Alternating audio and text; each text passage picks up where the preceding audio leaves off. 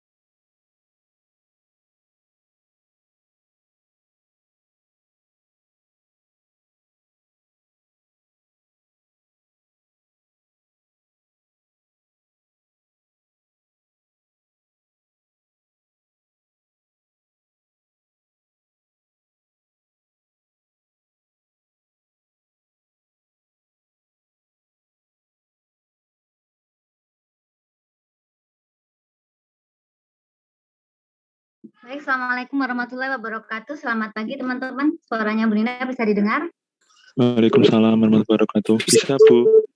Gimana kabarnya? Alhamdulillah baik, Bu. Oh, baik ya, sehat ya akhir semester. Jangan stres ya, jangan gila.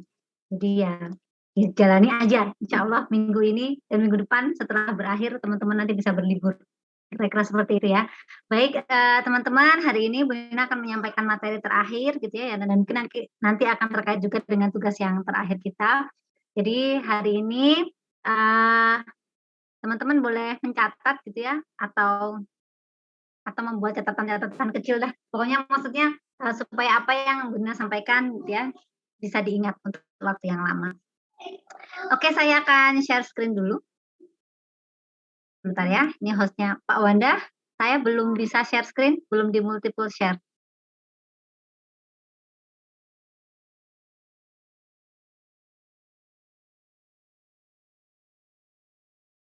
Oke, sebentar ya, saya hubungi Pak Wanda. Sudah bisa. Ya, oke. Ya, oke.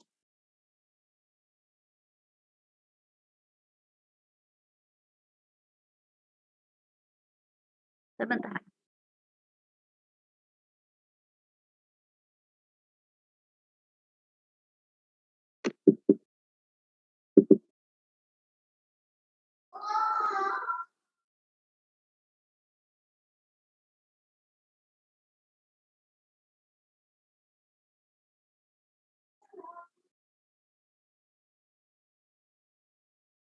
Bentar.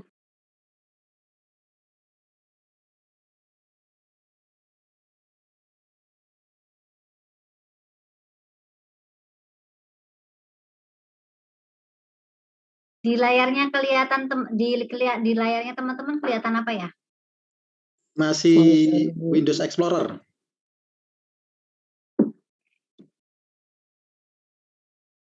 Karena kalau saya share screen begini, dia hilang. Bentar ya.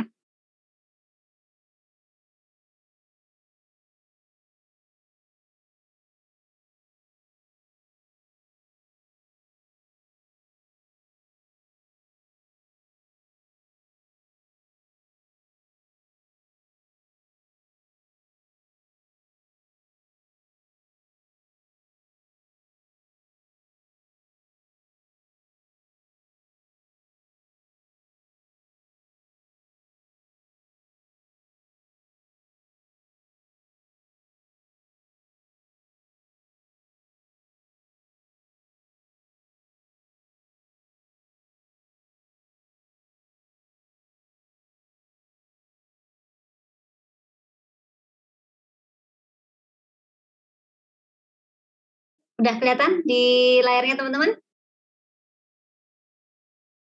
Kelihatan, Bu. Sudah, Bu. Nah, hari ini saya akan membahas materi yang terakhir gitu ya. Jadi memang selama bertahun-tahun mengajar desain periklanan selama beberapa tahun terakhir ini materi ini memang paling terakhir karena mungkin secara teknik dia bisa jadi paling sederhana gitu ya, tapi secara konsep dia agak paling berat. Oke. Saya akan lanjutkan.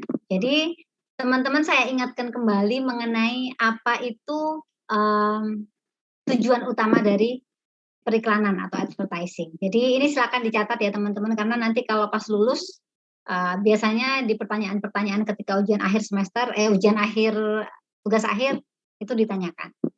Jadi advertising yang pertama itu tujuannya adalah untuk informing, ya. Jadi untuk menginformasikan mengenai produk atau jasa yang sedang kita iklankan. Jadi dia diinformasikan ini produk apa, detailnya seperti apa. Ya. Jadi tujuan utamanya adalah itu. Lalu yang kedua adalah persuading. Jadi persuading itu mempengaruhi supaya orang itu kemudian setelah melihat iklan kita, mereka melakukan sesuatu. Jadi melakukan sesuatunya tuh boleh jadi dia tertarik atau mencari tahu lebih jauh, sampai keputusan yang paling final itu adalah membeli. Lalu yang ketiga adalah reminding. Jadi kalau seumpamanya produk itu sudah dikenal luas oleh masyarakat gitu ya, maka kita tahu bahwa every good things itu selalu akan menemui titik akhirnya. Nah, untuk menjaga supaya dia tetap berada di kurva yang baik gitu ya, maka tujuan periklanan itu adalah salah satunya adalah untuk reminding. Jadi untuk mengingatkan kembali ke benaknya konsumen bahwa produk ini ada, bahwa produk ini eksis dan masih relevan meskipun produk itu sudah dirilis untuk waktu yang lama. Lalu yang keempat adalah adding value. Jadi untuk menambahkan nilai gitu ya. Jadi katakanlah nih produk kita ini sebenarnya ada di tataran B gitu ya, tapi soalnya dengan periklanan itu kita akan menambahkannya menjadi B ditambahkan dengan C gitu ya. Jadi derajatnya itu bisa lebih naik gitu ya dengan menambahkan value. Tidak berbohong ya, jadi kita harus ingat bahwa kalau dulu pas zamannya Brenda kuliah tuh ada orang yang bilang di kafe tuh kuliah haram gitu kan, karena iklan itu kan bohong gitu ya. Apa namanya, iklan itu kan kecenderungannya itu kan berbohong, tapi kita harus pegang prinsip bahwa periklanan itu tujuan utamanya adalah tidak untuk membohongi, tapi untuk mengunggulkan kelebihan, gitu ya, memaksimalkan kelebihan yang dimiliki oleh produk atau jasa yang kita iklankan itu untuk diketahui oleh masyarakat, gitu ya. Jadi tujuan utamanya tidak untuk membohongi, karena kalau niatnya itu ya, kalau di dalam agama saya di Islam itu segala sesuatu itu tergantung niatnya. Jadi kalau niatnya tuh mau membohongi ya nanti pasti suatu saat akan jadi blunder. Tapi kita harus ingat bahwa tujuan utamanya itu adalah untuk adding value. Jadi adding value itu kita bisa salah satu caranya dengan mengunggulkan kelebihan yang dimiliki oleh produk lalu menyembunyikan. Kalau memang ada kekurangannya itu kita bisa menyembunyikan gitu ya sebaik mungkin. Lalu yang terakhir ini yang harus diingat bahwa periklanan itu tujuan utamanya adalah untuk assisting. Assisting itu maksudnya apa? Bahwa tidak ada satupun media periklanan itu yang bisa berhasil hanya dengan berdiri sendiri. Gitu. Jadi katakanlah kalau kita sudah punya produk, lalu kita hire agensi untuk untuk menggarap media promosinya, untuk menggarap media periklanannya, itu tidak berhenti sampai di situ gitu. Jadi ya kembali lagi ke kualitas produk atau jasa yang diiklankan. Seoke apapun iklannya, tapi kalau produknya pada suatu saat ya ditemukan kekurangan, ya seperti yang tadi Bu Dina sampaikan itu akan jadi blunder gitu. Jadi advertising itu bukan panacea, dia bukan obat dari segala penyakit-penyakit yang ada di dalam pemasaran. Tapi dia memang tujuan utamanya adalah untuk assisting, untuk mendampingi kegiatan-kegiatan pemasaran yang lain. Oke, jadi 5 ini teman-teman harus diingat karena ini adalah sebenarnya inti dari seluruh pelajaran atau seluruh poin yang kita pelajari selama 1 semester ini. Nggak boleh lupa ya. Jadi nanti kalau pas proyek studi Anda diuji, materi Anda kebetulan mengenai advertising, mengenai branding, jangan sampai lupakan 5 poin ini. Oke, saya akan menunjukkan Anda kepada beberapa gambar dan saya akan meminta teman-teman untuk memberikan pendapatnya mengenai gambar yang dilihat.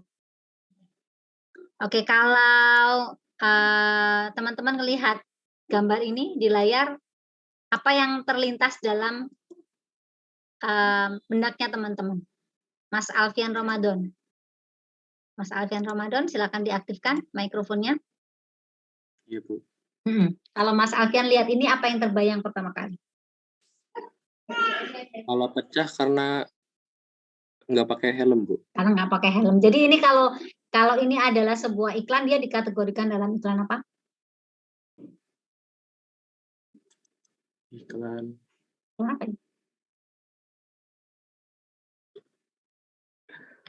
Iklan apa? Oke, nggak apa-apa. Tapi ini kayaknya menurut Mas Alfian ada produk atau jasa yang diiklankan nggak? Ada, Bu. Ada. Kira-kira kalau mamanya yang cocok itu untuk mengiklankan begini nih produk apa ya, Mas? Produk helm sepeda. Oh, Oke, produk helm sepeda. Oke, makasih Mas Alfian ya. Jadi ini kita lihat ada iklan yang bentuknya itu seperti ini, dieksekusi seperti ini. Kita lihat ke iklan berikutnya. Oke, kalau ini saya mau dengar pendapatnya Mbak-mbak aja. Mbak Fitri Mustika. Iya, Bu. Mbak Fitri, kalau mamanya lihat ini, apa yang terbersit pertama kali? Jadi kalau Bu Nina tanya apa yang terbersit pertama kali, itu boleh pendapat yang terlintas ya. Jadi boleh apapun, jadi tidak ada yang salah. Silakan. Orang lagi makan, tapi itu kan tali, Bu. Tapi itu diibaratin sama mie gitu. Kenapa ya? Kok pakainya, maksudnya kok dia mengibaratkan itu pakai tali gitu. Padahal yang dimakan itu mie. Itu mie tak yang dimakan itu, masa mie? Soalnya di sebelahnya ada mondo pasta gitu. Iya, oke, iya. Oke. Jadi kenapa kok yang dipilih itu tali? Kurang tahu, Bu. Kurang tahu, oke. Kita lihat ya, tadi yang sana tadi begini gitu ya, yang ini begini. Oke.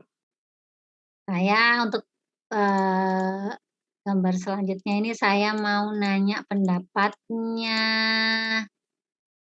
siapa ya? Bentar ya. Bu Nina tanya dulu ke belakang. Mas Dika Anggara. Iya, Bu, hadir. Ya, oke, Mas Dika, kalau lihat menurut Mas Dika tampilan ini foto editing apa asli? Ini foto editing bukan, Bu? Kalau menurut Mas Dika ini foto editing ya. Kenapa Mas kok Iya. bukan foto asli menurut Mas Dika? Ya soalnya itu gambar gedung asli terus catnya tumpah. Jadi diedit seperti itu. Oh gitu. Jadi bukan asli ya? Bukan sih. Bukan. Oke. Ada? Saya tanya pendapat yang lainnya. Oke, silakan dikondisikan dulu mungkin Mas Dika Taman Tadika Mesra. Itu karena di belakangnya suara anak kecil-kecil gitu ya. Jadi kayak Tadika Mesra alias TK. Oke, mungkin saya tanya Mbak Keina. Mbak Keina, minta pendapatnya dong soal foto yang dilihat oleh Mbak Keina ini. Ibu. Kalau katanya Mas Dika tadi ini foto editing. Kalau menurut Mbak Keina? Kalau menurut saya foto editing juga, Bu. Foto editing juga, oke. Padahal ini asli loh. Iya. Jadi dieksekusi. Jadi FYI teman-teman, jadi foto ini karena teman-teman udah bisa foto editing gitu ya di saat ini. Tapi ini adalah sebuah iklan yang asli, real size gitu ya. Jadi satu gedung. Nah, jadi ada satu gedung dan itu adalah mobil yang memang ditumpahin cat, maksudnya ditumpahin cat, diwarnai cat dengan cat yang sama seperti yang ada di gedung ini. Dan ini semuanya real size. Oke. Gambar berikutnya saya meminta pendapatnya. Mas Fadli Surono. Silakan. Saya, Bu. Ya, oke. Kalau lihat ini, apa pendapatnya Mas Fadli? Jadi nggak bosan sih, Bu, di tempat tunggunya. Oke. Jadi berasa di McD gitu. Jadi pengen makan nggak? Iya. Ini bakal bikin pengen makan banget kalau suaminya sekaligus dia mengeluarkan bau gitu ya, aroma kentang digoreng atau Nah, itu. aroma gitu. Nah, kira-kira seperti itu. Oke. Tapi tahu ya kalau ini adalah halte bis dan ini di belakangnya ini cuman kayak stiker yang dipasang. Iya, Bu. Oke, nah terima kasih Mas Fadli. Nah, sebenarnya teman-teman dari tadi gambar-gambar tadi yang Bu Nina tunjukkan ada kesamaan gitu ya. Kesamaannya itu kira-kira apa? Antara satu gambar dengan gambar sampai gambar yang terakhir tadi. Apa kesamaannya? Kalau ini siapapun boleh berpendapat. Dipasang di tempat umum, Bu. Dipasang di tempat umum. Siapa tadi nih suaranya? Yusuf. Oh, Mas Yusuf. Oke, dipasang di tempat umum. Terima kasih Mas Yusuf. Ada lagi? Silakan. Menarik konsumen, Bu. Menarik konsumen, katanya Mas Baruna. Oke, menarik konsumen. Menariknya gimana, Mas? Ditarik pakai tali gitu? Biar ternotis buat beli gitu loh. Oke, menarik konsumen, jadi tertarik buat beli. Oke, lalu ada lagi? Terima kasih Mas Baruna. Ada lagi? Ditempatkan. Oh, Mas Yusuf Ali dulu. Oke, iklannya tanpa editing. Maksudnya ini bukan ini ya, bukan digital imaging gitu ya. Maksudnya itu foto yang asli foto gitu ya. Oke, terus siapa lagi tadi yang bareng sama Mas Yusuf? Alfian, Bu. Ya, silakan Mas Alfian. Ditempatkan di fasilitas umum, Bu. Ditempatkan di fasilitas umum. Oke. Ada yang tahu iklan yang seperti ini kategorinya dinamakan dengan apa?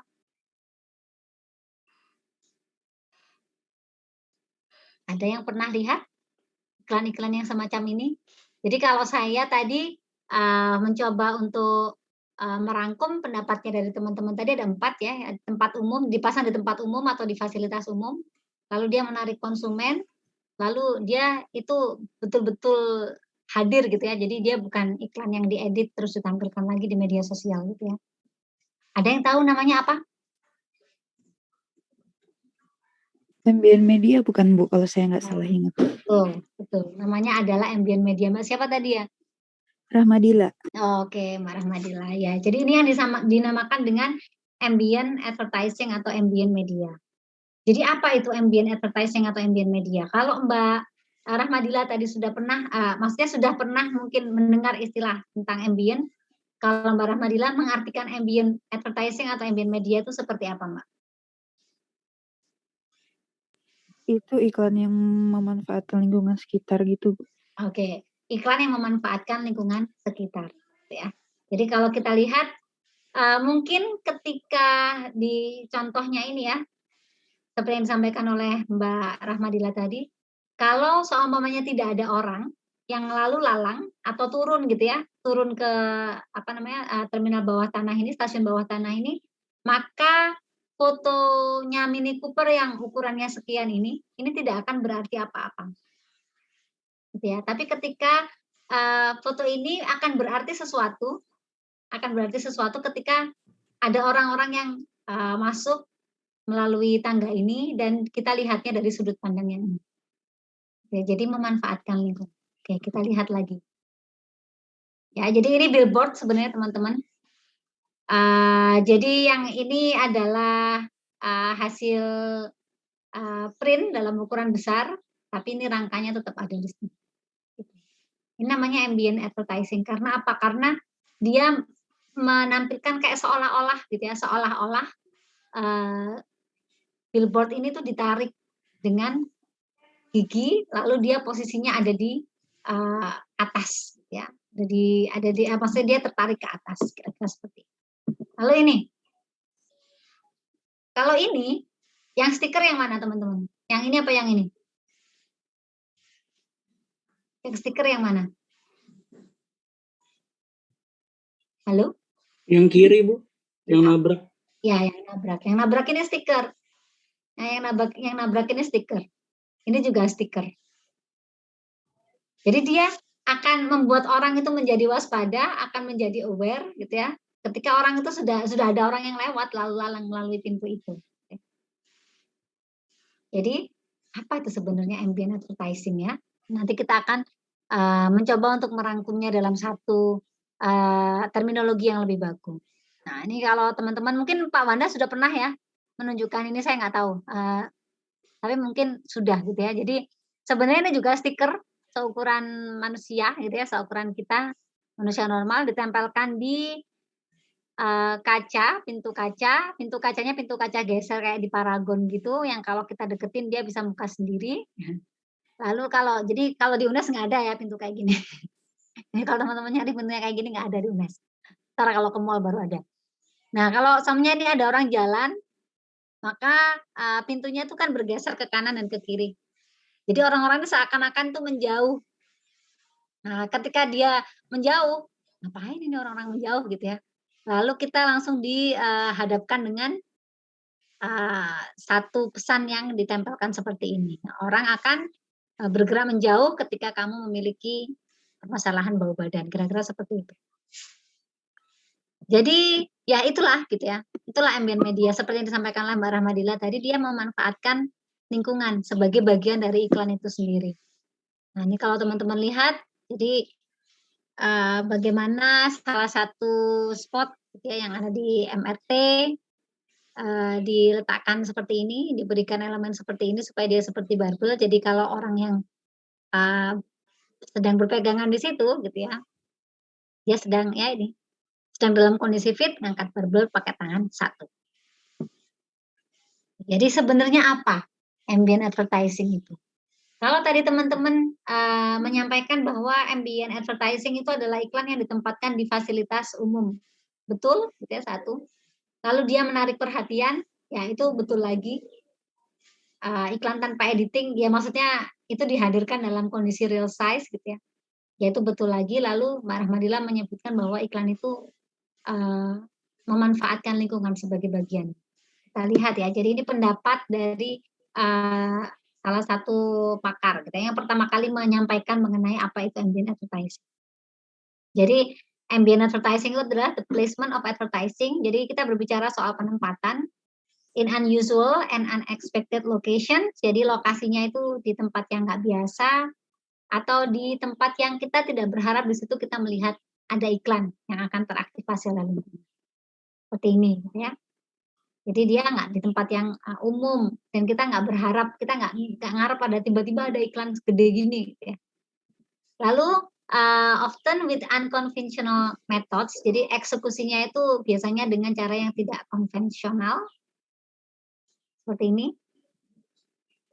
Lalu dia menjadi yang pertama, being the first or only, jadi yang bikin dia yang pertama dan satu-satunya untuk memulai eksekusi yang seperti itu, gitu ya. Jadi unsur kebaruannya itu tinggi. Kalau katanya Pak Eko Haryanto, out of the box, gitu ya. Nah, itu namanya. Jadi being the first or only at execution to do so. Nah, kira-kira seperti ini. Jadi itu adalah definisi dari ambient advertising. Nah, sebenarnya bagaimana ambient advertising itu dulu pernah berjaya di awal-awal tahun 2000-an gitu ya. Meskipun nggak berjaya sih di sini gitu ya, tapi sempat rame banget untuk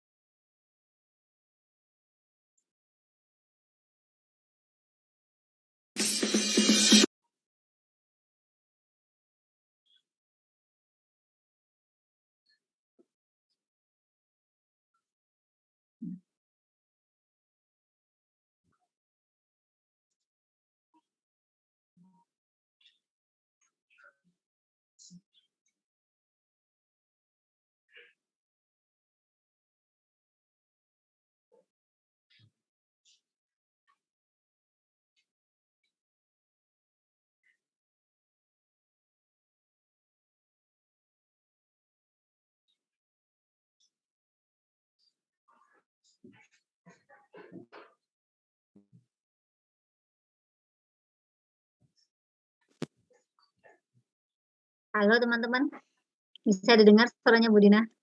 Bisa, Bu. Saya kelempar sejak kapan ya tadi? Baru aja, Bu.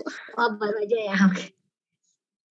Jadi kok tiba-tiba ngilang gitu ya. Sebentar, saya coba share screen lagi.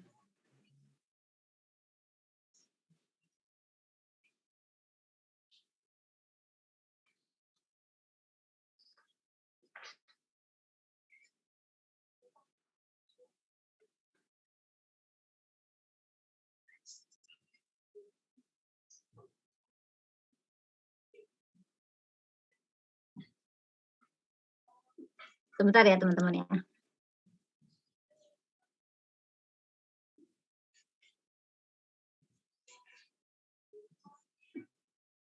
Oke, saya harus mulai dari awal lagi karena ini saya pakai PowerPoint show. Oke. Jadi tadi sampai di definisi gitu ya. Terus saya berbicara soal apa ya tadi ya? Oh, bagaimana iklan ini pernah booming gitu ya dan merupakan salah satu pride tersendiri di awal tahun 2000-an ketika orang itu pakai ambient advertising karena pada saat itu sebagian besar advertising itu masih dieksekusi secara konvensional, masih menggunakan billboard, masih menggunakan ya media-media tercetak yang sangat konvensional gitu ya. Sebenarnya cara advertising yang seperti ini gitu ya, yang ambient ini bukan sesuatu yang betul-betul baru di tahun 2000-an atau di akhir tahun 90-an. Jadi cara yang sama sebenarnya itu sudah dilakukan oleh Alfred Hitchcock di tahun 1972 di mana dia waktu itu apa ya, mengapungkan replika dirinya sendiri gitu ya di Sungai Thames saat itu ketika dia mau mempromosikan salah satu film thrillernya yaitu namanya Frenzy.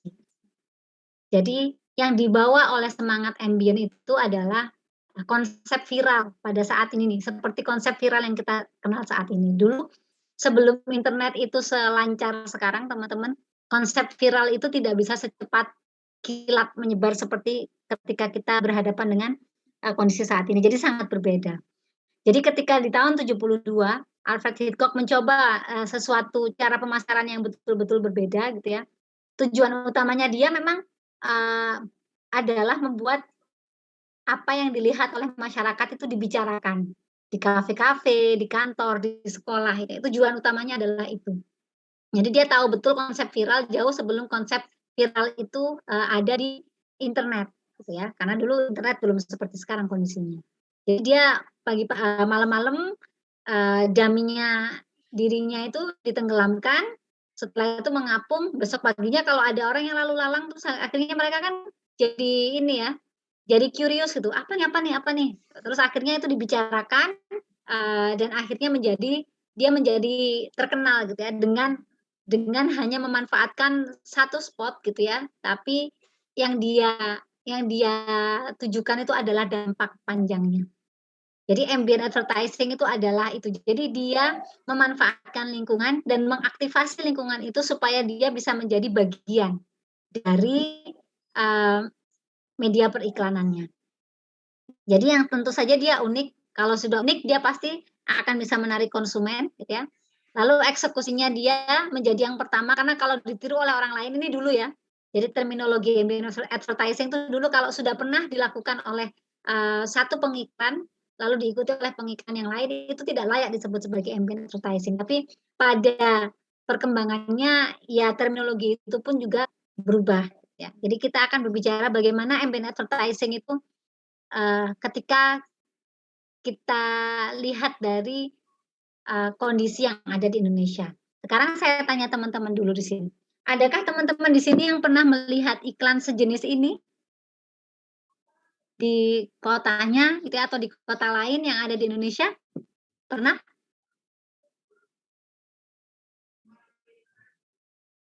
Pernah, Bu.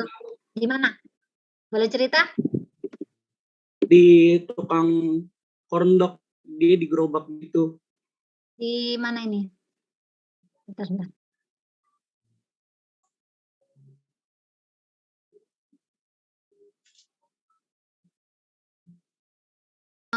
Mohon maaf Mas Fadli. Jadi silakan diulang Mas Fadli. Ya Bu, ya iklannya tuh langsung di gerobaknya gitu Bu. Jadi kan gerobaknya ada window-nya. Nah itu tuh kalau tokonya tutup, cuman corndog aja. Tapi pas tokonya window-nya kebuka baru kelihatan kalau ada cheese-nya kayak kegeser panjang gitu. Jadi baru kelihatan cheese-nya. Oke, saya bisa bayangkan. Jadi sebenarnya ada sih contoh yang semacam itu juga waktu itu di luar negeri. Gitu. Jadi itu mungkin dia juga mengadaptasi dari situ. Oke, Mas Fadli sudah pernah. Di mana tuh Mas? Di Jakarta? Iya, di dekat rumah, Bu. Oke. Mas Fadli di mana domisilinya? Jakarta. Oke, di Jakarta. Oke, selain Mas Fadli ada lagi? Ada lagi? Oke, dari 61 partisipan yang hadir ini dikurangi 2 Pak Wanda dan Bu Nina gitu ya. Berarti baru Mas Fadli aja yang sudah pernah melihat eksekusi yang mirip-mirip dengan ambient advertising. Bu Nina bisa bilang begitu? Yang lainnya belum pernah gitu ya. Oke, jadi ini pertanyaan untuk kita bersama. Kenapa di Indonesia kita nggak pernah lihat ambient advertising? Atau di usianya teman-teman sekarang yang ke-35 tahun? Berapa sekarang? Yang ke-19 tahun atau 20 tahun lah ya mungkin ya sekarang. Kenapa teman-teman nggak pernah melihat ambient advertising di kota atau di lingkungan sekitarnya? Menurut teman-teman kenapa? Bukan target audiens kali, Bu. Oh gitu. Jadi kayak Mas Ilham itu bukan target audiens. Nah, sebenarnya target audiensnya ambient advertising itu yang seperti apa? Kira-kira? Kira-kira yang seperti apa? Oke. Jadi ini buat direfleksi kita bersama. Jadi sebenarnya tuh kuliah yang baik itu adalah ketika Bu Nina atau Pak Wanda harusnya ketika menyampaikan sebuah definisi itu tidak mentah-mentah memberikan definisinya kepada teman-teman. Karena itu hanya akan berlangsung di benaknya teman-teman, di ingatannya teman-teman untuk waktu yang sangat singkat. Berbeda kalau soal mamanya kita minta teman-teman untuk berpikir lagi, merefleksi lagi dan mencoba untuk mencari jawaban bersama-sama. Jadi ini Bunda kasih kasus ya. Bunda kasih kasus. Oke, maaf, belum punya full screen.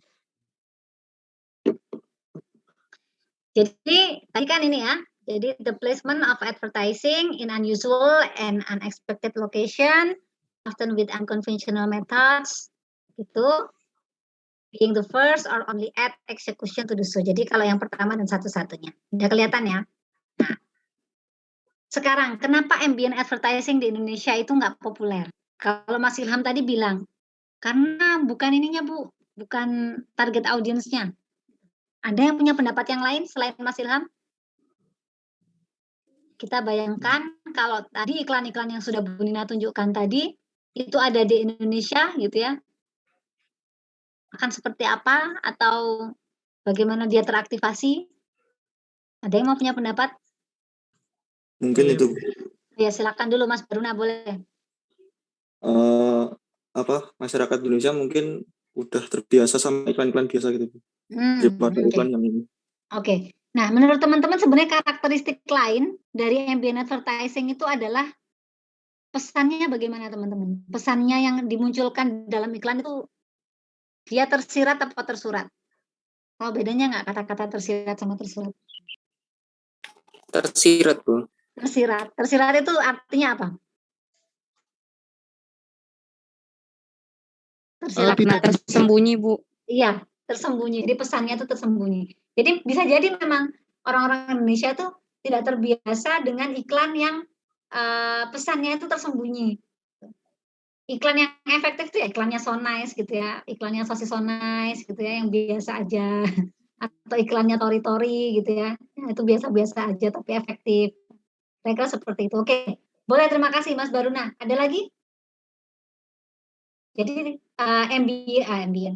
ambient advertising itu nggak populer salah satunya karena mungkin masyarakat Indonesia tidak terbiasa dengan hidden message. Benar bilangnya begitu ya. Oke, ada lagi? Tempatnya, Bu. Oke, Mas Anggoro. Silakan. Tempatnya nggak memadai gitu, Bu. Oke, tempatnya tidak memadai.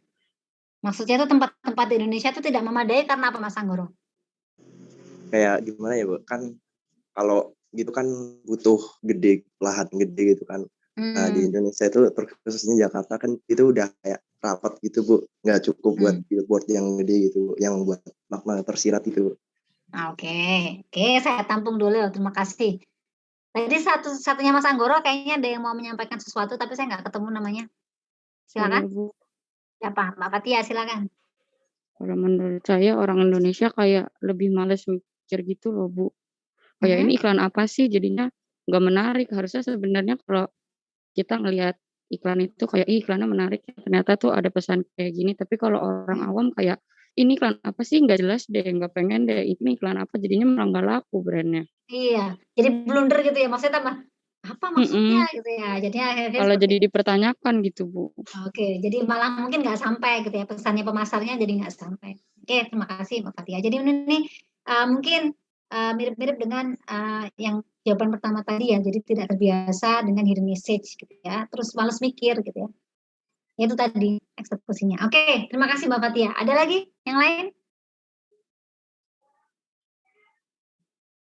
Ada lagi? Oke, sementara itu dulu ya. Nah, jadi teman-teman sebenarnya di Indonesia bukannya tidak pernah ada ambient advertising. Mas Fadli tadi sudah menyontohkan mungkin yang versinya kecil gitu ya. Jadi yang nggak pakai lahan yang gede, nggak melibatkan lingkungan yang ukurannya besar, gitu ya, tapi hanya dengan menggunakan gerobak, tapi eksekusinya yang dibikin ala-ala ambient. Nah sebenarnya dulu juga pernah ada hype-nya ambient advertising gitu ya di Indonesia. Meskipun mungkin waktu itu teman-teman belum lahir kali ya, sekitar tahun-tahun 2004 gitu, 2003. Jadi ini dulu pernah ada mall yang ini juga salah satu di Jakarta. Mungkin teman-teman yang di Jakarta tahu nama mallnya apa ini? Ada yang enggak? Karena saya kan bukan orang Jakarta ya, jadi saya dapatnya juga dari majalah gitu. Jadi ada salah satu mall yang ditempelin ini print out segede gini gitu ya, kayak stiker gitu diletakkan di semuanya. Karena waktu itu ada masanya biskuit trends. Ini masih ada nggak ya? Teman-teman pernah lihat biskuit trends nggak? Udah nggak ada, Bu. Kayak udah nggak ada, Bu. Udah nggak ada. Ya saya Nggak sepertinya. ngetren. Oh gitu ya, nggak ngetren. Sepertinya saya berasal dari kapsul waktu yang lain gitu. Ya, jadi zaman dulu tuh teman-teman tuh ada namanya biskuit tuh namanya trends gitu ya. Nah biskuit ini dulu di TV juga sangat aktif gitu ya, iklan televisi komersialnya atau TVC-nya itu juga sangat aktif. Lalu dia juga pernah aktivasi dengan cara seperti ini. Jadi karena ininya slogannya itu adalah adiktif, jadi dia bikin seakan-akan konsep iklannya itu selalu begitu ya. Jadi seakan-akan orang-orang itu kalau lihat trends itu langsung kehilangan kendali gitu. Jadi dia harus dengan segala cara harus bisa mendapatkan biskuit trends itu sendiri. Nah, ini yang dicoba untuk diadaptasi oleh salah satu pengiklannya gitu ya. Jadi dibikinlah iklan segede ini, lalu ada gambaran orang-orang yang seakan-akan sedang manjat sedang manjat gedung ini untuk mendapatkan trends gitu ya. Karena trendsnya ini adalah adiktif. Jadi ini media luar ruang ukurannya besar. Oke. Lalu ada juga yang seperti ini. Jadi ini adalah gedung. Nanti kalau dilihat sudah sudah jadi gitu ya. Jadi ini gigi deretan-deretan kotak-kotak yang ada di gedung ini itu diperumpamakan seperti gigi gitu ya. Jadi dia bisa menggosok gigi, membersihkan secara maksimal. Jadi kalau di Indonesia dulu kecenderungannya ambient advertising itu selalu dieksekusi dalam ukuran yang besar, gitu ya, ukuran yang besar. Jadi nggak banyak gitu yang bisa melakukan seperti ini. Ada juga yang bilang dulu ambient advertising yang seperti ini. Jadi dulu tuh ada yang rezeki puting beliung ya. Apa ya, sebentar saya tanya Pak Wanda. Pak Wanda dulu ada iklan yang puting beliung Britama ya? Atau apa ya dulu ya? Puting beliung, ya. Ya, puting beliung. Jadi dulu ada iklan yang salah satu kampanyenya itu adalah puting beliung gitu ya. Jadi lalu mereka men-setting foto seperti ini, tapi ini bukan asli ya, jadi digital imaging, tapi ini diiklankan, dibikin beritanya di surat kabar. Jadi kalau teman-teman ngelihat ini bentuknya scan-scanannya seperti ini karena dulu Bu Nina nyekennya itu dari surat kabar. Jadi di surat kabar secara serentak itu kayak dibikin headline seakan-akan ini mobil gitu ya berada di atap rumah karena kena angin puting beliung, kira-kira seperti itulah. Jadi dibikin heboh, dibikin viral seperti itu. Tapi dia ini bukan foto asli. Jadi ini digital imaging. Jadi ambient itu sangat beragam gitu ya. Maksudnya sebenarnya konsepnya, dan ketika Bu Nina memulai penelitiannya di tahun 2008 mengenai ambient advertising, itu banyak orang itu yang bilang ngapain diteliti, orang sampai sekarang terminologinya nggak jelas kok yang dimaksud dengan ambient advertising itu apa gitu ya. Karena kalau di Indonesia itu nggak bisa gitu ya, dianggap sebagai nggak bisa dieksekusi lah gitu ya, karena alasan-alasan yang sudah disebutkan oleh teman-teman tadi. Jadi yang pertama, kalau seumpamanya ambient advertising itu adalah selalu melibatkan lingkungan yang ukurannya besar atau tempat publik, kita tahu sendiri bahwa publik kita itu bukan publik yang aware gitu ya. Jadi pengerusakan fasilitas publik itu masih sering terjadi. Itu fasilitas publik, apalagi kalau cuma sekedar iklan gitu ya. Jadi asumsinya pasti akan jauh lebih mudah atau jauh lebih ringan orang-orang itu untuk melakukan perusakan kepada ambient advertising yang dieksekusi di lingkungan yang diletakkan di ruang publik. Lalu kalau itu diletakkan di ruang publik, kita tahu sendiri birokrasi di Indonesia itu adalah birokrasi yang bulat gitu ya. Zaman dulu lebih bulat lagi dari sekarang gitu ya. Sekarang itu sudah agak lebih baik sedikit gitu. Tapi zaman dulu tuh birokrasinya tuh bulat sekali. Jadi daripada menghabiskan uang dan menghabiskan waktu untuk mengeksekusi media-media advertising yang dulu itu terminologinya selalu luar ruang, akhirnya ambient advertising itu tidak pernah dipakai di Indonesia. Kalau ada yang pakai ya berarti itu pasti pemasar yang sudah gede gitu ya. Produsennya juga sudah kaya raya, sehingga kalaupun tuh efeknya mungkin nggak bisa maksimal, tapi mereka dapat pride-nya, dapat harga dirinya. Nah zaman dulu itu ada masa-masanya.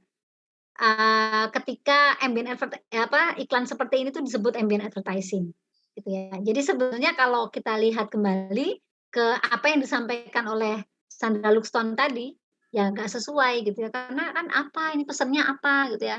Jangan cuman karena dia aromanya aroma buah terus kita tempel-tempelkan di pohon akasia gitu ya. Jadi kan nggak tepat gitu. Tapi dulu tuh ada masanya orang-orang itu salah mengartikan ambient advertising itu selalu melibatkan media luar ruang dan selalu melibatkan ukuran yang besar.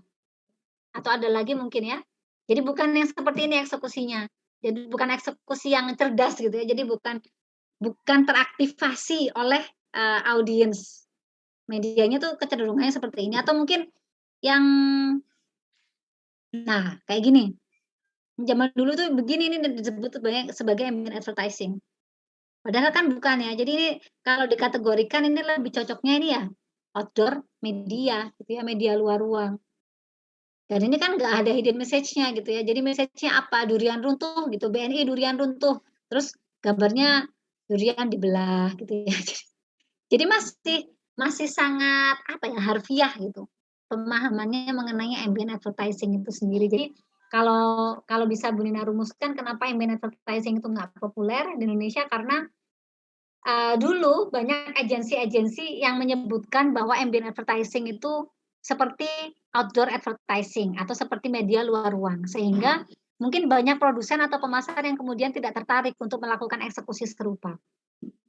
Lalu karena selalu orientasinya adalah media luar ruang, orang itu sudah jengah dulu dengan birokrasi yang bertele-tele, yang berbelit-belit. Sehingga cara itu tidak banyak dipilih.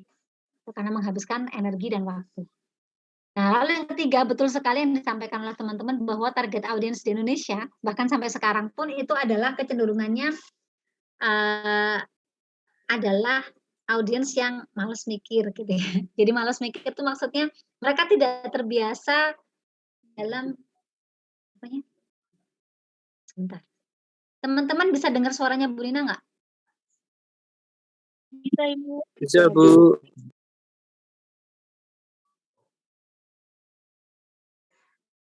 Jadi karena terbiasanya itu dikasihnya itu direct message gitu ya, message-nya itu yang langsung dipromosikan kalau ada media promosi itu ya langsung medianya nyampe. Jadi tidak terbuild nuansa kita ini kepada iklan-iklan yang memang banyak menggunakan bahasa-bahasa semiotik. Jadi ya memang nggak efektif. Betul yang tadi disampaikan oleh Mbak Fatia dan satu teman lagi tadi ya. Jadi ya sudah nggak terbentuk begitu gitu ya. Lalu cenderung handal. Jadi kalau seumpamanya nanti sudah bikin media yang bentuknya gede, melibatkan birokrasi yang bertele-tele. Setelah itu harusnya ditayangkan, katakanlah 1 bulan, ternyata nggak ada 1 bulan, seminggu udah rusak karena vandalisme, juga akan rugi lagi. Ya. Nah, teman-teman, ambient advertising itu pada saat ini tuh sudah bergeser jauh, gitu ya, terminologinya. Kalau dulu itu mungkin banyaknya itu dieksekusi dengan menggunakan media luar ruang, tapi saat ini itu sudah tidak harus begitu karena ambient advertising itu sebenarnya adalah bagaimana kita membuat media periklanan yang keberadaannya itu teraktivasi, jadi dia bisa menjadi aktif, menjadi bermakna ketika dia sudah bersentuhan dengan audiens, ketika dia sudah berinteraksi dengan audiens. Jadi yang mengaktifasi itu bukan agensinya, bukan produsennya, tapi adalah audiens yang melihat gitu ya. Jadi yang seperti apa gitu ya. Nah, seperti ini dinamakan dengan ambient advertising. Jadi ini sebenarnya iklan layanan masyarakat mengenai ini ya. Jadi kalau pesannya kalau teman-teman bisa baca, please don't lose control over your drinking. Jadi kalau mabok jadi jangan sampai merugikan orang lain gitu ya kan. Apalagi sampai melakukan kekerasan kepada wanita. Jadi gelas pun itu bisa diaktifasi sebagai media untuk membuat ambient advertising.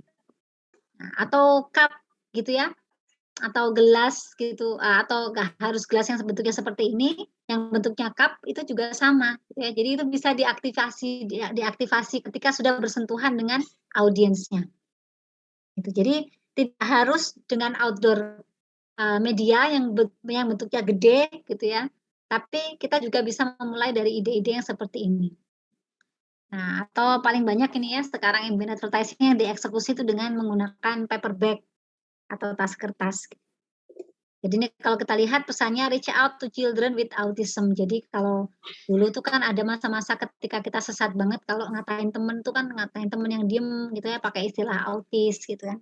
Tapi sekarang kan sudah nggak ada lagi ya. Jadi orang-orang sudah mulai teredukasi bahwa autis itu sesuatu yang serius dan itu tidak bisa hanya dihandle oleh orang tuanya, tapi society, masyarakat itu harus mengambil bagian untuk bisa memberikan kehidupan yang lebih baik untuk anak-anak yang autis.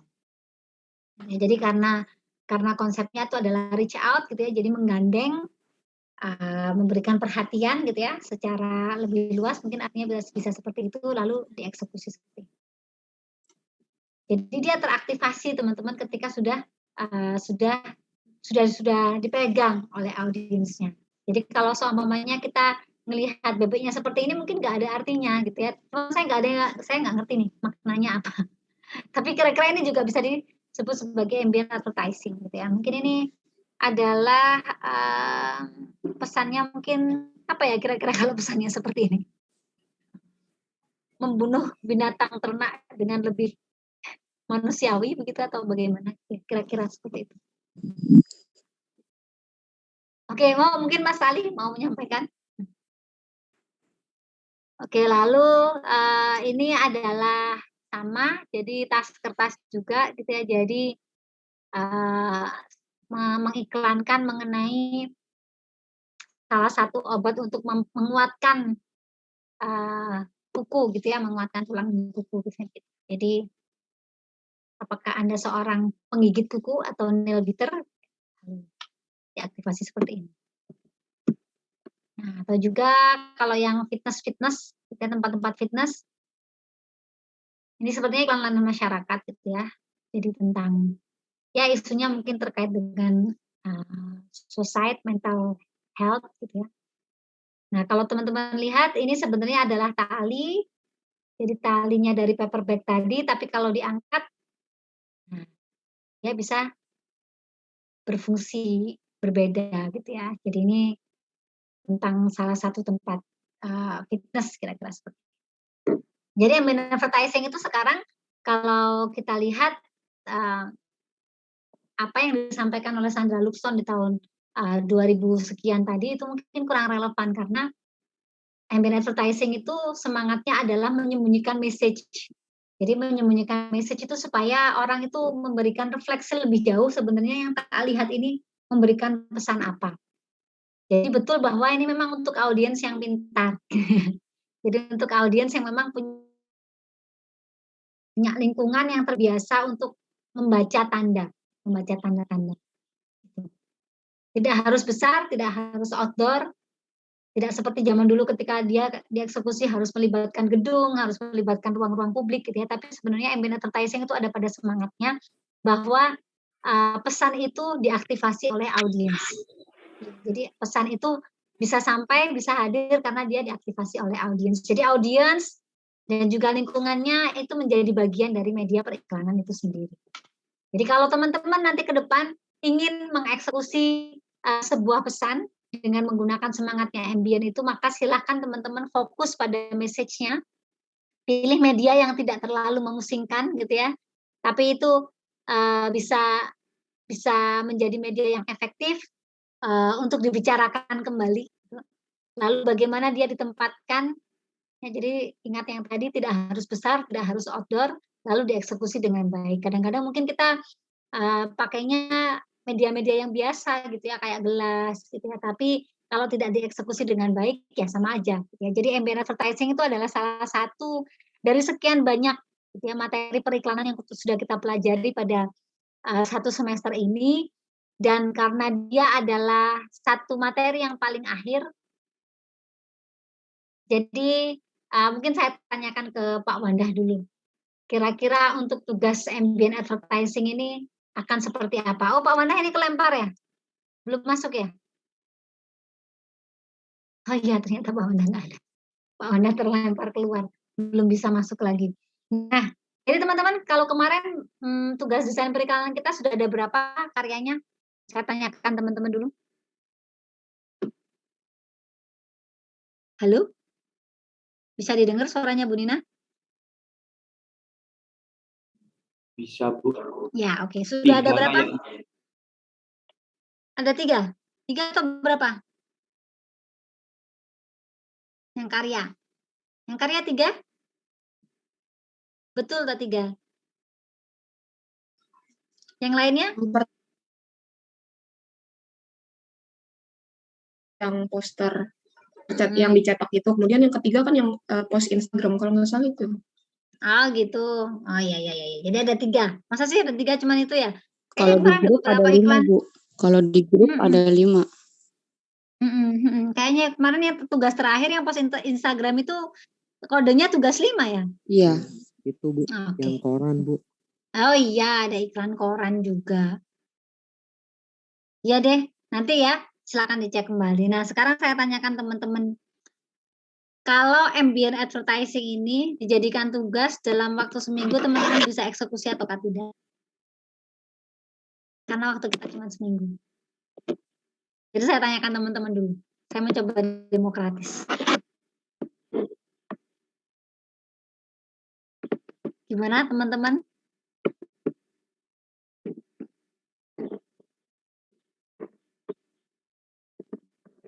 Halo? Masih sanggup menanggung satu tugas lagi atau tidak?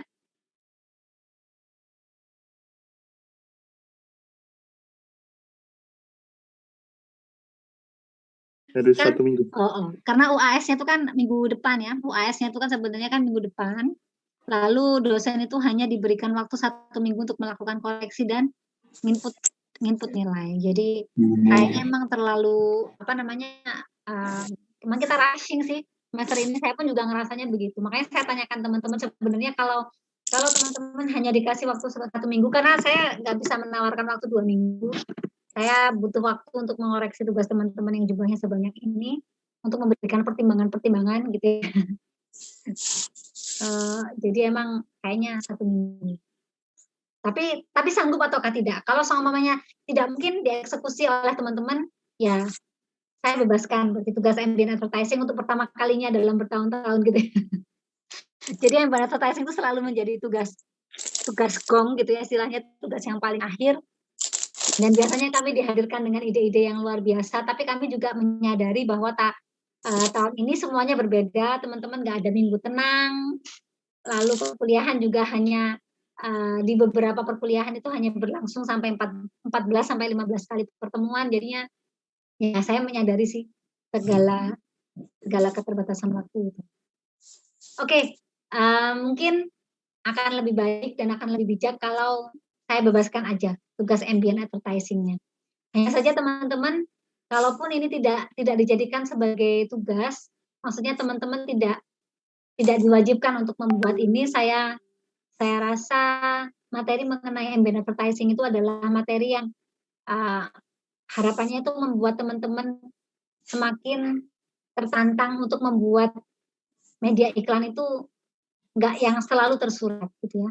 Tapi media-media yang tersirat itu juga sudah harus mulai kita pikirkan. Kemarin teman-teman ketika mengerjakan eksekusi iklan yang menggunakan mind mapping gitu ya, teman-teman sudah banyak yang berhasil gitu ya, mencoba untuk membuat iklan-iklan itu yang message-nya itu hidden. Dan itu menarik, dan itu mengkayakan teman-teman, menaikkan skill-nya teman-teman sampai beberapa derajat.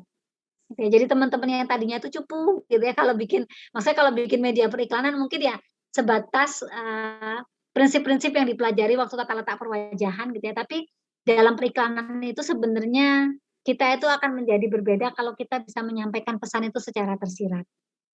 Gitu. Jadi itu yang membuat kita itu menjadi something else gitu.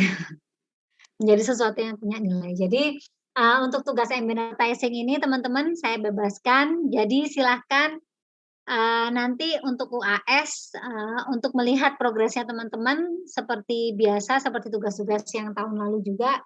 Saya minta teman-teman untuk mengkompilasi tugasnya mulai dari tugas pertama hingga tugas yang terakhir, dikompilasi dalam format PDF gitu ya.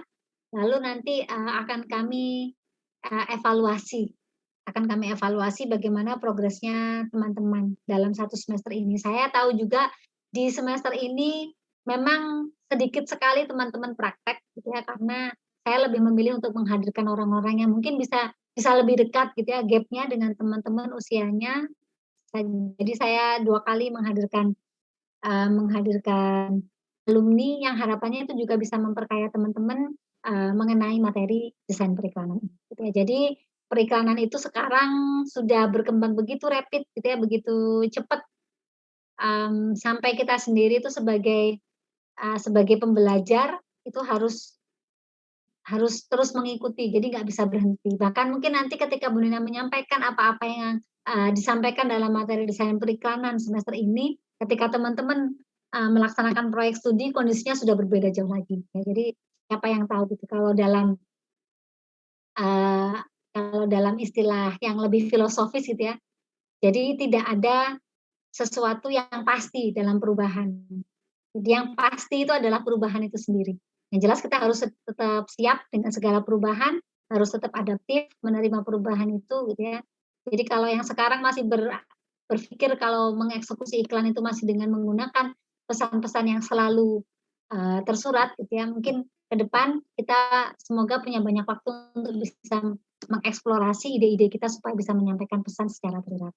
Semoga teman-teman juga bisa lebih kaya, bisa lebih lebih kreatif gitu ya nanti ke depannya. Nanti semoga di mata kuliah desain komunikasi audiovisual teman-teman juga bisa didampingi oleh dosen yang tepat sehingga pendewasaan dalam hal eksekusi yang didapatkan dalam materi desain periklanan 1 semester ini itu bisa menjadi bekal teman-teman untuk bisa menghadirkan karya-karya yang lebih baik.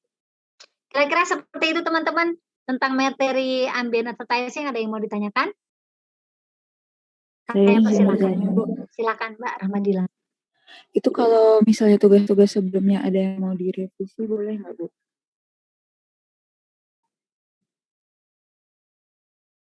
Maaf Mbak Rahmadila, tunggu sebentar ya.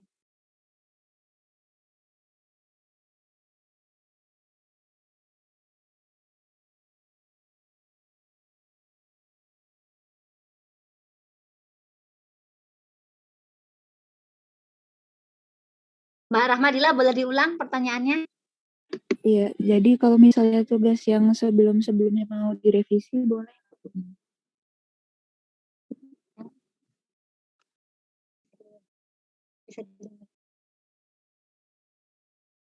Tugas sebelumnya gimana Mbak? Di tempat saya sama sekali nggak dengar. Kalau tugas sebelumnya mau direvisi lagi gitu, boleh Bu?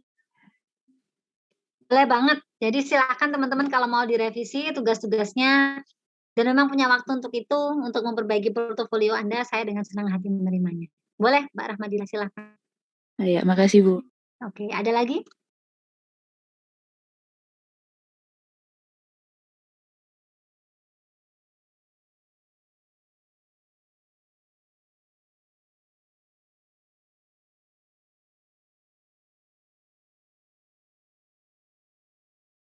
Baik teman-teman, saya tadi tanya ke Pak Wanda, apakah Pak Wanda mau menyampaikan materi gitu ya. Sebenarnya Pak Wanda kepengen menyampaikan sesuatu gitu ya, tapi ternyata komputernya tidak cukup beruntung untuk nyala lagi gitu. Jadi habis mati tadi, tidak nyala lagi. Sepertinya semua komputer mengalami kelelahan tingkat dewa. Oke, jadi pastikan teman-teman sudah ngedrop namanya di kolom chat untuk Bu Nina jadikan sebagai di kolom chat kan tadi sempat mati ya, Bu. Komputernya Bu Nina mati, komputernya Pak Wanda mati. Jadi sebentar ya. Bu Nina eksekusi presensinya secara manual, mohon bertahan. Karena kan tadi kan sempat Bu Nina keluar ya, kelempar, jadi chatnya yang tadi nggak kesimpan. Oke, mohon ditunggu ya. Jadi saya presensi secara manual satu-satu kayak guru SD dulu.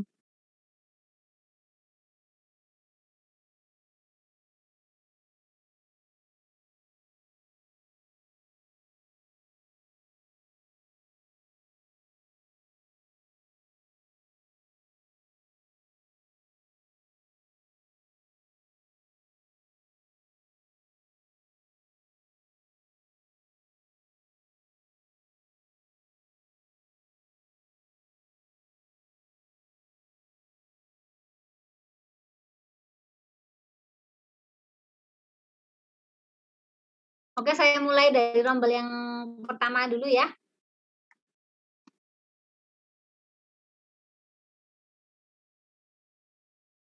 Jadi dari rombel 401 dulu.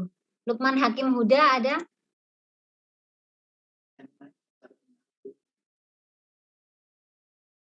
Lukman Hakim Huda ada? Oke, ini kakak kelas ya. Sebenarnya nih kita semuanya tuh lagi mencari-cari si anak ini karena kami kemarin tuh dihubungi oleh tempatnya magang. Oke, jadi ini out of topic, tapi Bu Nina akan cerita karena teman-teman semuanya ini mungkin sebentar lagi magang ya. Jadi jangan sampai pengalaman kita magang itu jadi blunder untuk program studi. Jadi di kasusnya Lukman Hakim Huda itu dia dia PKL di salah satu tempat gitu ya, sebenarnya di Kota Semarang, tingkatnya provinsi sebenarnya di dinas. Dan dia sebenarnya diberikan ini tanggung jawab untuk menyelesaikan beberapa hal gitu ya. Tapi ternyata dia di tengah-tengah menghilang sebelum tugasnya itu selesai, dan data-data yang dibutuhkan oleh dinas itu sebenarnya di bawah dia gitu. Jadi karena dia waktu itu kayaknya di Dinkop UMKM provinsi, dia diminta untuk bikin kemasan. Jadi Dinkop UMKM provinsi itu kan sudah lama menjadi mitranya Prodi. Gitu ya. Dan mereka selalu senang karena selama ini tuh ya teman-teman sendiri kan memang jago kalau bikin desain kemasan ya. Nah, itu dia ke sana, dan Prodi itu belum tahu betul gitu ya, sepertinya dia juga tidak mengurus segala file administrasinya dulu.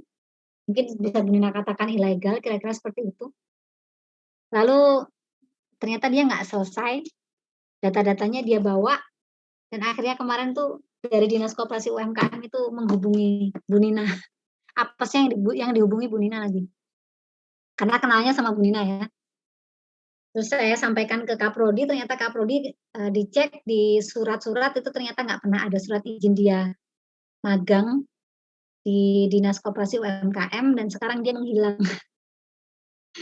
Jadi Dinkop UMKM itu sebenarnya membutuhkan data dan materi-materi yang dibutuhkan gitu ya, materi untuk mungkin materi berupa foto atau apa untuk UMKM binaannya. Ya. Jadi dia menghilang begitu saja, melepaskan tanggung jawabnya, dan sekarang Prodi dan juga universitas kena imbasnya. Satu orang bisa buat begitu gitu ya. Jadi jangan sampai nanti teman-teman ketika magang, jangan sampai melakukan hal seperti itu ya. Jadi itu merugikan lembaga. Yang jelek itu nanti tidak hanya Prodi, tapi universitasnya, dosennya. Nanti kalau adik-adiknya lagi mau PKL di situ jadi nggak bisa, gitu ya, karena udah terlanjur di blacklist gitu. Jadi jangan sampai itu terulang lagi. Oke, Alfiah Malik ada? Hadir Ibu. Oke, Alif Arselan? Hadir Bu. Putri? Hadir Bu. Bintang Falih? Hadir Bu. Sabrina Putri? Hadir Bu. Joshua? Hadir Bu. Yusuf Akbar? Ada ya tadi? Rizky Hadir, Bu. Ade? Rizky Ade? Rizky Ade? Ada ya? Adib Ilham? Hadir Bu. Yusuf Ali Permadi? Bagus Priambodo? Hadir Bu. Ahmadillah ada. Taris? Hadir Ibu. Fitri? Ada ya tadi. Fatia ada. Davina? Hadir Ibu. Afrizal? Saya Bu. Brenda? Oh, Brenda ini. Dimas Arya Asmara? Hadir Bu. Arzul Mustaqim ada. Tadi ya. Alfonsus Tidi? Baruna ada ya. Tadi Rizky Maulana? Hadir Bu. Melul Arzak? Hadir Bu. Oke, Ridho Azam? Hadir Bu. Dimas Ramadan? Hadir Bu. Adam Nurado? Hadir Bu. Ahmad Nur Faik? Ahmad Nur Faik? Zainun? Hadir Bu. Muhammad Rifki Pratama? Hadir Bu. Riwansyah? Riwansyah ada? Diayu? Hadir Bu. Elisa? Elisa? Hadir Bu. Ya. Sekarang kelas satunya. Tadi Pak Onda berpesan, jadi tolong dipresensi nanti kalau komputernya nyala. Orang mau menyampaikan sesuatu. Jadi kita sambil tunggu ya. Oke, Raden Dimas? Hadir Bu. Ya, oke. Muhammad Ramadan Johansyah? Hadir Bu. Jati Amar? Jati Amar? Enggak masuk Bu. Ya, oke. Dika Anggara ada ya. Tadi Zainab? Hadir Bu. Oke, Zainab? Hadir Bu. Yuyun Hadir Bu. Oke, Yuyun Fitara? Hadir Bu. Tasya? Hadir Bu. Camelia? Hadir Bu. Zulfan? Ada tadi ya, Zulfan. Mas Fadli ada, Keina ada, Diki? Hadir Bu. Ada, Hadir Bu. Aulia? Hadir, Bu. Muhammad Hafizuddin, amin. Hadir, Bu. Muhtar Banar, Hadir, Bu. Getar Jiwa, Hadir, Bu. Angelin, Hadir, Bu. oke, Alda, Hadir, Bu. ya, oke, Ilham, ada ya tadi, Aleo, Ada, Bu. Anggoro, Hadir, Bu. Dimas Irham, Hadir, Bu. Alfian Ramadan, Hadir, Bu. Alif Mada, ada? Talita? Oh ya, oke. Nariswari, Hadir, Bu. Febrian Ananda Putra, nggak ada ya. Nisa Milenia, Hadir, Bu. Daniel Rohman, Hadir, Bu. Diah Septi, Hadir, Bu. Andika Nanda, Hadir, Bu. Abdul Rafi, Hadir, Bu. Ahmad Ali, Hadir, Bu. ya. Oke, nanti silakan dibantu untuk validasi ya. Sebentar saya cek. Ini kita berapa? 1, 2, 3, 14 sama hari ini. Sebenarnya kurang 1 lagi. Ya udah nggak apa-apa. Nanti kalau semuanya memang kalau besok bisa Bu Nina inputkan lagi. Oke, Bu Nina cek dulu Pak Wanda apakah sudah bergabung? Ya, ternyata belum bergabung juga. Ya udah nggak apa-apa, nanti di lain kesempatan insya Allah akan disampaikan. Oke teman-teman, terima kasih atas kehadirannya. Selamat menempuh ujian akhir semester. Selamat berdarah-darah, jangan sampai sakit. Insya Allah kita ketemu lagi di review ya pas ujian akhir semester untuk melihat perkembangan